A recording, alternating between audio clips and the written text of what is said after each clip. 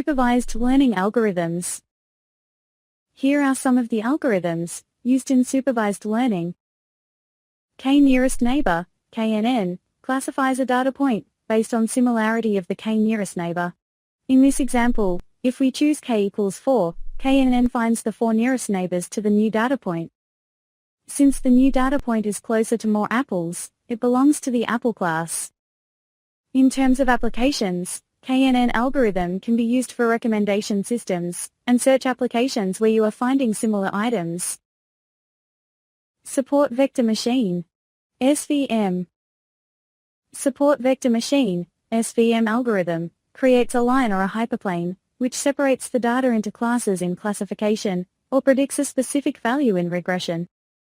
It is a popular approach in research. Random forest. A random forest algorithm consists of many decision trees. The algorithm predicts by taking the average of the output from various trees. Some random forest algorithm applications include credit card fraud detection and disease prediction.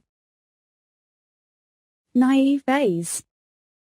Naive Bayes algorithm is based on applying Bayes' theorem, which calculates the probability the likelihood of an event A happening, given B happens. Common applications include text classification and spam filtering.